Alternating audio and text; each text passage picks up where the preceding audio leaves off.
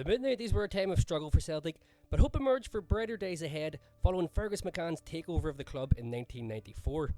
British football was beginning to see a massive influx of continental players, and it would only be a matter of time before Celtic manager Tommy Burns brought some to the east end of Glasgow. Pierre van Hooijdonk was signed from Eredivisie side NAC Breda in January of 1995 for a fee of £1.5 million.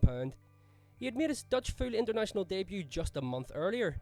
The arrival of the 6'5" striker, who scored 81 goals in 115 appearances for his former club, caused great excitement amongst the Celtic support. In the 2 full seasons prior to Van Hooijdonk's arrival, the club's top scorers had been Pat McGinley with just 12 goals in season 93-94 and Andy Payton with 15 goals in season 92-93. There was much hope that the Dutchman could lead the line for the club and help wrestle the Scottish League title away from Rangers. Van Hooijdonk made his debut on the 11th of January 1995 in a home game versus Hearts. Held in front of a crowd of just over 26,000 at Hampden, as Celtic Park was being rebuilt at the time. It was a goal-scoring debut. He put Celtic ahead, taking just 12 minutes to open his account for the club, but we'd have to settle for a 1-1 draw at the end of the game. Pierre soon became a fan favourite, netting 8 goals by the end of the season, including one in a 3-0 victory over Rangers. But perhaps his most famous moment for the club came on the 27th of May 1995, as he headed home the only goal of the day in the Scottish Cup final against Airdrie. The goal came after just 9 minutes, and it's often forgotten that the Dutchman had to come off injured before the half-time interval. Nevertheless, it was a victory which ended a barren spell of 6 years without a trophy for Celtic and ended the campaign on a high, with hopes and expectations raised for the season ahead. That summer of 1995 saw Celtic linked with a variety of more names from the continent, with manager Tommy Burns looking for a strike partner for Van Hooijdonk. Frustration grew amongst the fans over a lack of movement, with the likes of David Ginola's move to Parkhead falling through. But on the 28th of July, the club confirmed the capture of German international Andreas Thom from Bayer Leverkusen for a new club record £2.2 million. Thom and Van Hooijdonk started the season up front together and began to form a productive partnership, though Thom was not an out-and-out striker more traditional to the Scottish game. It would take until February of 1996 before Celtic confirmed a natural striker had seemingly signed to play up front alongside Pierre. Enter Jorge Cadete. The 27-year-old Portuguese international signed from Sporting Lisbon on a recommendation from his former manager Bobby Robson. Cadete had played at Parkhead before under the Englishman. A 1993 UEFA Cup tie saw Celtic triumph 1-0 in the first leg before Sporting triumphed 2-0 in the return game to progress, with Cadete scoring both goals against Celtic on the night. Despite being paraded in front of the Celtic Park fans on the 24th of February 1996, the Portuguese striker's arrival at the club was not officially confirmed until April due to prolonged negotiations between Celtic and Sporting Lisbon. His registration was completed and processed prior to an upcoming Scottish Cup semi-final clash with Rangers, but SFA Chief Executive Jim Farry deliberately delayed processing the registration, meaning Cadete could not take part in the game, which Celtic lost 2-1. Cadete would have gone up against Rangers centre-back captain Richard Gough, the same player Cadete had torn to shreds in Portugal's 5-0 victory over Scotland in qualifying for the 1994 World Cup, which had effectively ended Gough's international career. His debut was, however, a night to remember. On the 1st of April 1996, Jorge Cadete came off the bench to score within 15 seconds, netting Celtic's 5th goal of the night in a 5-0 victory over Aberdeen. The fans' reaction to a new hero's goal-scoring arrival that night was so loud they blew out BBC Radio 5 Live's microphones, causing the station to go temporarily off air. Jorge Cadete would score 5 goals before the end of the campaign, which ended trophyless for the Hoops, but once again raised fans' hopes that a Van Hooijdonk-Cadete partnership could deliver the title the following season, and there was to be another signing from the continent arriving in the summer of '96. Paolo Canio had played for Lazio, Juventus, Napoli and AC Milan before he arrived in Glasgow in July '96. The 28-year-old had initially been informed of interest from Rangers, but former Celtic assistant manager Joe Jordan convinced his agent that the lifelong Lazio supporter should make the move to the opposite side of the city. The fiery Italian cited a fascination with the green and white hoops of the Celtic jersey when playing Subbuteo as a child in Rome, as a contributing factor in his decision to join the club. Celtic now had 4 top-quality European attacking options in their ranks: Pierre van Hooijdonk, Andreas Thom, Jorge Cadete and Paolo Canio. In the late 60s and early 70s, Celtic had won the Scottish League title 9 years on the bounce under the guidance of manager Jock Stein. Heading into the 96-97 season, arch-rivals Rangers had managed 8 titles in a row and were desperate for a record equalling 9th, but with such vast attacking talent at their disposal, Celtic fans truly believed this could be the year they stopped that run.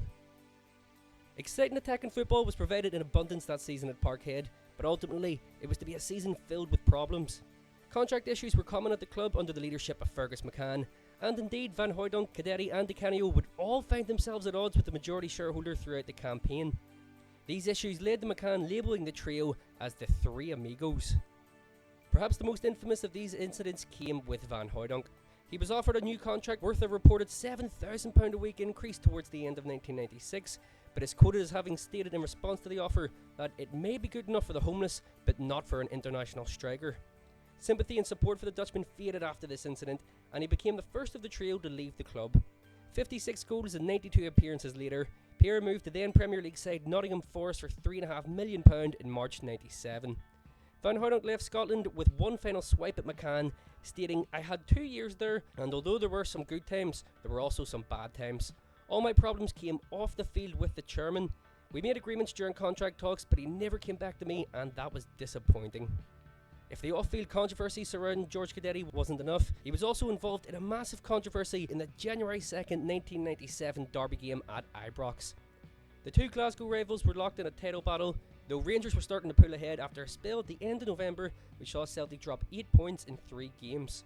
George Alberts had given the home side a first half lead, but Paolo Di Canio equalised shortly after the hour mark. Celtic pressed for a winner, but against the run of play, Rangers took an 83rd minute lead after disastrous Celtic defending let through Eric Bo Anderson to put Rangers 2-1 ahead. With 86 minutes on the clock, Jackie McNamara swung in a cross, which Cadete controlled beautifully with his chest before smashing the ball into the net to make the score 2-2. Except the goal was disallowed. Linesman Gordon McBride flagged for offside, but anyone who saw the goal live, as was confirmed by television replays, could see Cadete was several yards onside and that the linesman had an unobstructed view of the entire incident. McBride was on the Ibrox club's season ticket mailing list and denied any sinister wrongdoings. Rangers won the game and indeed the 1997 Scottish League title. A season of so much promise and excitement had ended in huge disappointment for Celtic, and it wouldn't be long before George and Paolo were to join Pierre through the Parkhead exit door. Tommy Burns' side lost all 4 league games against Rangers that season, but did triumph 2-0 in a Scottish Cup quarter-final clash on the 6th of March. The Canio coolly slaughtered a spot kick past Andy Gorham, the penalty having been won by Cadete. On the 16th of March 1997, in his final appearance against Rangers, the former Juve man was involved in a huge bust-up with Rangers' Ian Ferguson, which descended into mayhem as the teams left the pitch. The Canio claiming Ferguson called him an Italian Fenian bastard. The Canio was issued with a second yellow card after the final whistle from referee Hugh Dallas. Tommy Burns resigned as Celtic manager on the 2nd of May after a Scottish Cup semi-final loss to Falkirk. Wim Jansen was appointed as his successor, but neither Di Canio nor Cadete would ever play under the Dutch coach, as both would depart in the summer of '97. On the 25th of June, Celtic players reported back to Parkhead to begin pre-season training, but Paolo Di Canio was notable in his absence. He had submitted a doctor's note which stated he was unfit to train or travel back from Italy. He stayed in Rome, citing a little problem in regards to his contract. Simply put, he wanted more money.